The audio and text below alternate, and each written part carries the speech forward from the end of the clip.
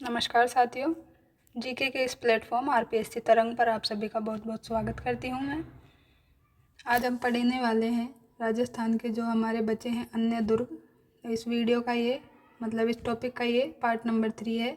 पहले के 2 पार्ट में अपलोड कर चुकी हूँ, जिसमें हम यूनेस्को वर्ल्ड हेरिटेज में शामिल 6 दुर्गों के बारे में अच्छे से पढ़ चुके हैं। तो अब हम बाकी के बचे हुए दुर्गों को यहाँ पे पढ़ लेते हैं। तो सबसे पहले हम यहाँ पे मैप के अनुसार देखते हैं। तो यहाँ पे देखिए, यहाँ पे कौन सा ज़िला स्थित है। यहाँ पे आपके पास हनुमानगढ़ ज़िला स्थित है। तो हनुमानगढ़ में कौन सा किला स्थित है? यहाँ पे भटनेर दुर्ग स्थित है। यहाँ पे देखिए, इसके बाद में हम चलते हैं इस डायरेक्शन में। तो यहाँ पे फिर ये श्रीगंगानगर है, यहाँ कोई दुर्ग नहीं है। यहाँ पे आता है बीकानेर। तो बीकानेर में आपके पास में जूनागढ़ फोर्ट है और लालगढ़ फोर्ट आपको मिलता है। इसके बाद में हम बीकानेर के बाद चलते हैं तो जैसलमेर ज़िला आता है। जैसलमेर ज़िले में जैसलमेर का किला है, जिसे सोनारगढ़ भी कहते हैं। इसके बारे में हम पढ़ चुके हैं। किलोनगढ़ है यहाँ पर, सूर्यगढ़ है और लोद्रवा दुर्ग भी यहाँ पर स्थित है। अब जैसलमेर से आगे बढ़ेंगे तो आपके पास आएगा बाड़मेर। बाड़मेर में आपके पास में 2 दुर्ग हैं, सिवाना दुर्ग जिसे खेराबाद भी कहा जाता है, और कोटड़ा का किला जो भी बाड़मेर में स्थित है। बाड़मेर से जब आप आगे चलेंगे तो इधर आएगा आपके पास जालौर ज़िला, और जालौर में जालौर दुर्ग है जिसे सुवर्णगिरी कहते हैं, ना कि इसको कहते हैं स्वर्णगिरी। स्वर्णगिरी किसको कहते हैं? स्वर्णगिरी कहते हैं जैसलमेर के फोर्ट को। तो आपको ये ध्यान रखना है कि स्वर्ण पूछे, गोल्ड पूछे तो जैसलमेर जाना है, और सुवर्ण पूछे तो आपको जालौर दुर्ग ध्यान रखना है। इसको क्या कहते हैं? कांचनगिरी भी कहते हैं। अब जालौर के बाद में आप कहाँ जाएंगे? जालौर के बाद में आप यहाँ से चलें तो आप यहाँ पे चलेंगे, यहाँ पे आपके आएगा अजमेर। तो अजमेर ज़िले में आपके पास में तारागढ़ का फोर्ट है, अकबर का किला है, केहरीगढ़ है और टोडगढ़ है। ये सारे हैं। अब इसके बाद में आप कहाँ जाएंगे? तो इसके बाद में आप चले यहाँ पर, तो ये क्या है? टोंक ज़िला है अजमेर के पास। तो टोंक में क्या है? पचेवर का किला है जिसे चौबुर्जा किला भी कहते हैं। फिर है असीरगढ़ का किला जिसे दक्षिण की चाबी भी कहते हैं, और कांकोड़ का किला। तो ये 3 फोर्ट कहाँ स्थित है? टोंक डिस्ट्रिक्ट में स्थित है। अब टोंक के बाद में आपको कहाँ जाना है? टोंक के बाद में ये है आपके पास सवाई माधोपुर। इसमें कौन सा किला स्थित था हमारा? ये था हमारा रणथंभौर का फोर्ट, जिसके बारे में हम पढ़ चुके हैं। अब सवाई माधोपुर के बाद में आप यहाँ चलेंगे तो कोटा को आप छोड़ दें, ये है कोटा। यहाँ पे आता है आपके पास 12। तो ये 12 में आपका है शेरगढ़ का किला जिसे कोसवर्धन दुर्ग भी कहते हैं, और ये है शाहबाद का किला जिसे सलीमाबाद दुर्ग भी कहते हैं। अब 12 के बाद में आप थोड़ा नीचे आएंगे तो यहाँ पे है आपके पास झालावाड़ का दुर्ग जिसे कहते हैं गागरोन झालावाड़, जिसे गागरोन का दुर्ग है, मनोर थाना का दुर्ग है, और नौलखा दुर्ग भी यहाँ पर झालावाड़ ज़िले में स्थित है। अब इसके बाद में हम अजमेर से नीचे तो देखा है यहाँ पर। अब थोड़ा यहाँ ऊपर चलते हैं तो यहाँ पर देखिए, ये कौन सा ज़िला है? तो अजमेर के पास में ये है जयपुर ज़िला। अब जयपुर की बात की जाए तो जयपुर में आमेर का दुर्ग है, इसके बारे में हम पढ़ चुके हैं। फिर है नाहरगढ़ का दुर्ग जिसे सुदर्शनगढ़ कहते हैं, और माधोराजपुरा का किला, और एक भी यहाँ पर ऐड कर देते हैं जयगढ़ का दुर्ग। तो ये सब हमें यहाँ पे पढ़ने।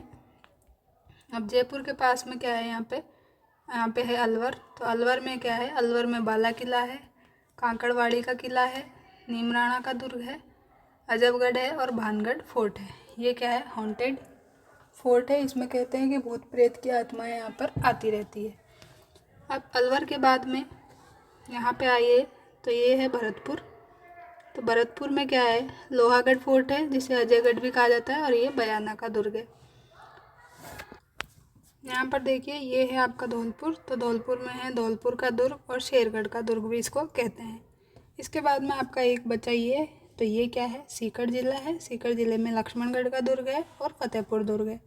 तो ये सब आपको पढ़ने हैं। इसके अलावा हम बात कर लेते हैं यहाँ का करौली ज़िला। तो करौली ज़िले में करौली दुर्ग है जिसे मंडरायल का दुर्ग भी कहते हैं, और तिमनगढ़ का दुर्ग है जिसे त्रिभुवनगढ़ भी कहते हैं। अब इसके बाद में बात करते हैं चूरू में। तो चूरू में है चूरू का किला, बीनादेसर का किला। उदयपुर में है सज्जनगढ़ का दुर्ग, सिरोही ज़िले में है बसंतगढ़ दुर्ग और अचलगढ़ दुर्ग। भीलवाड़ा ज़िले में है मांडलगढ़ का दुर्ग और ऊंटाला का किला कहाँ है, उदयपुर ज़िले में स्थित है। तो ये सब आपको याद रखना है। अब आप देखें यहाँ पर सावन भादो, सावन भादो नाम से अगर महल पूछे तो ये डीग में स्थित है। पहले ये भरतपुर ज़िले में आता था, अब डीग को भी अलग ज़िला बना दिया, तो ये आप डीग में लगाकर टिक करें। अब सावन भादो नहर आपसे पूछी जाए तो नहर कोटा में स्थित है। सावन भादो नामक कढ़ाइयाँ कहाँ की स्थित है, तो करणी माता देशनोक बीकानेर में जो स्थित है वहाँ की ये प्रसिद्ध है। सावन भादो झील की बात की जाए तो ये है अचलगढ़ में स्थित। तो ये सब आपको सावन भादो से संबंधित फैक्ट्स को याद रखना है। आप इसका स्क्रीनशॉट ले सकते हैं। अब बात कर लेते हैं मेहरानगढ़ दुर्ग की। तो आज का ये हमारा पहला फोर्ट है इस वीडियो में। तो ये कहाँ पर स्थित है, ये आपका जोधपुर ज़िले में स्थित है और ये गिरी दुर्ग की श्रेणी में आता है क्योंकि ये पहाड़ पर स्थित है, तो गिरी दुर्ग की श्रेणी में ये आता है। निर्माण किसने करवाया इसका, तो निर्माण इसका 1459 में राव जोधा के द्वारा करवाया गया इसका निर्माण। तो राव जोधा कौन थे, ये थे राठौड़ वंश के शासक। ये कौन थे, राठौड़ वंश के शासक थे राव जोधा। तो इसके द्वारा इनका निर्माण करवाया गया। और इसका तथ्य कहाँ पे मिलता है, प्रमाण कहाँ मिलता है, गौरी शंकर हीराचंद ओझा की जो बुक है आपके पास में, कौन सी बुक, यहाँ मैं लिख देती हूँ, जोधपुर राज्य का इतिहास।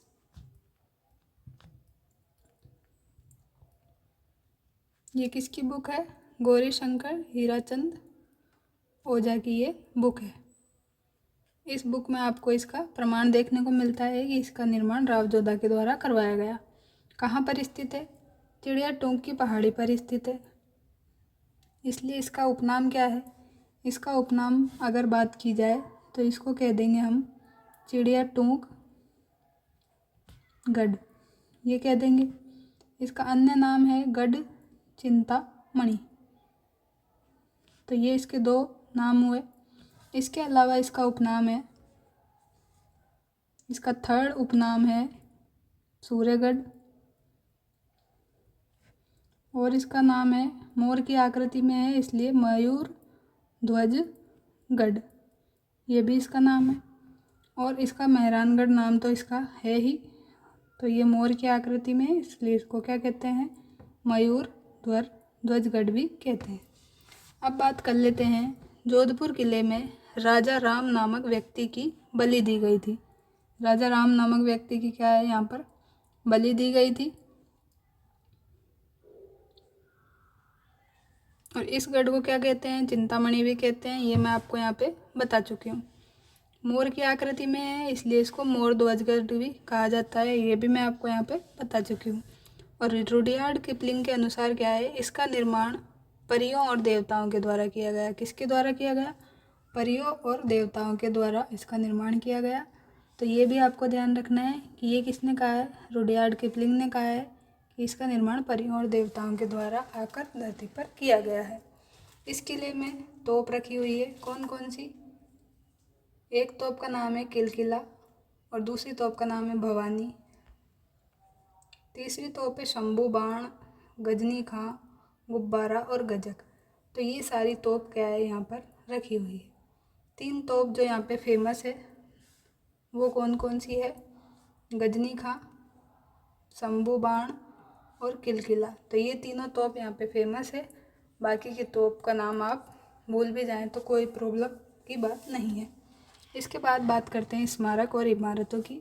तो यहाँ पर कीरत सिंह की छतरी स्थित है, धन्ना भीमा की छतरी स्थित है, मान सिंह पुस्तकालय स्थित है, भूरे खां की मजार स्थित है, मोती महल है, तलहटी महल है और चामुंडा माता का मंदिर यहाँ पर स्थित है।